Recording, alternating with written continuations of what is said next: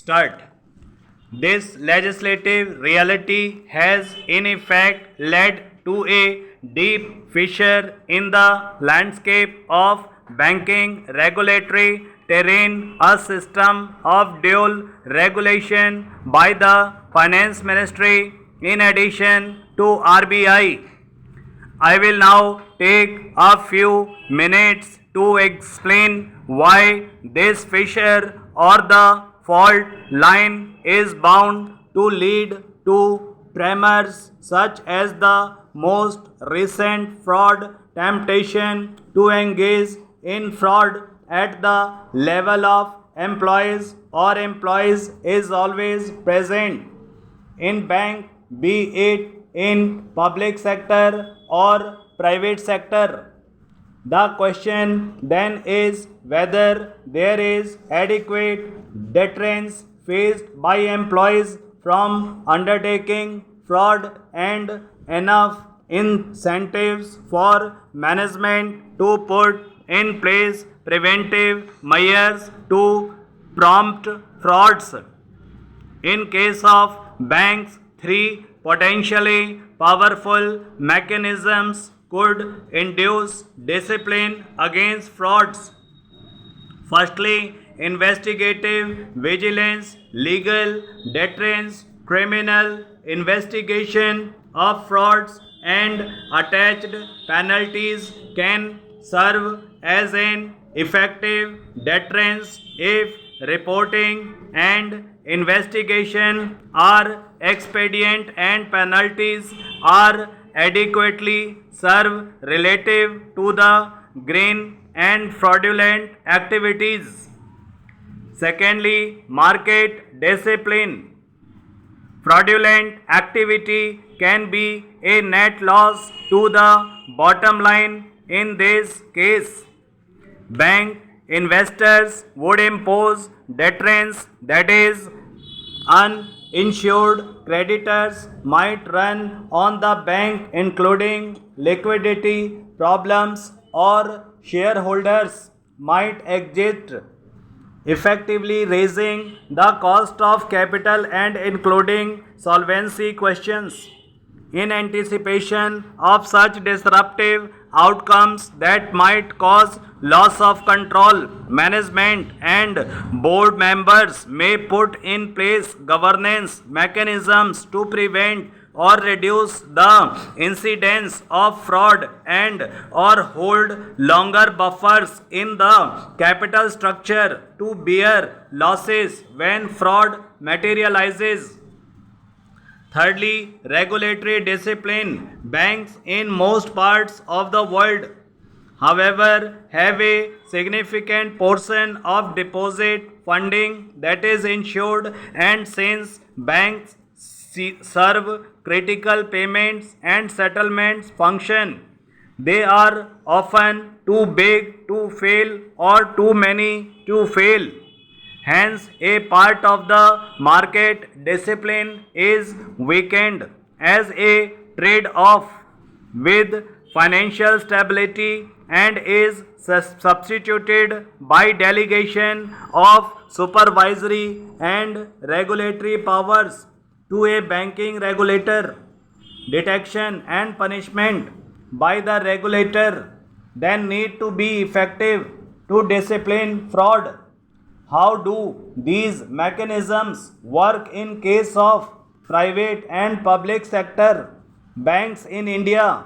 Investigate and formal enforcement possess takes in our country, perhaps for the right reasons, a fair bit of time. Indeed, RBI data on banking fraud suggests that only a handful of cases over the past 5 years have had closure as such.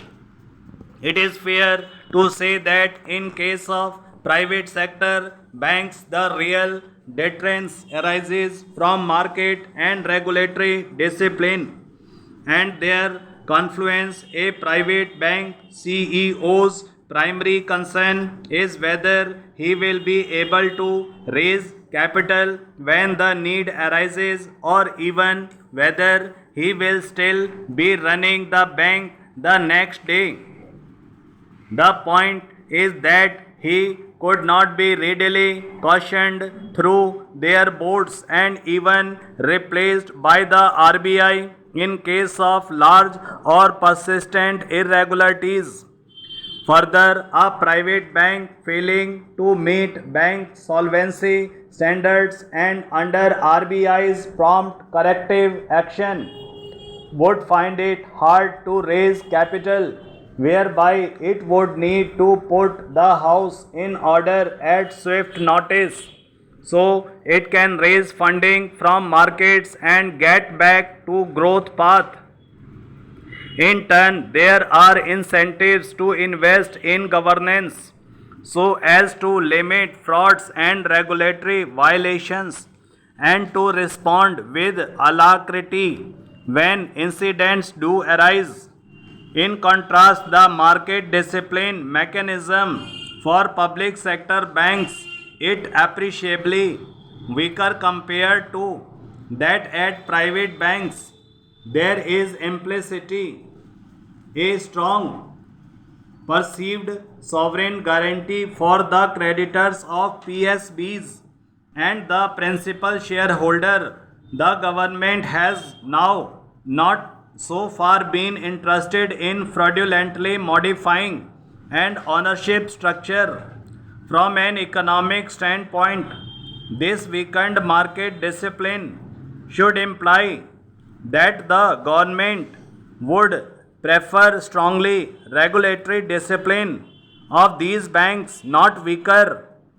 However, as I explained above at length, and perhaps since the original idea behind bank nationalization as complete government control over credit allocation to the economy, the situation in India is exactly the reserve RBI regulatory power over PSBs are weaker than those over the private sector banks.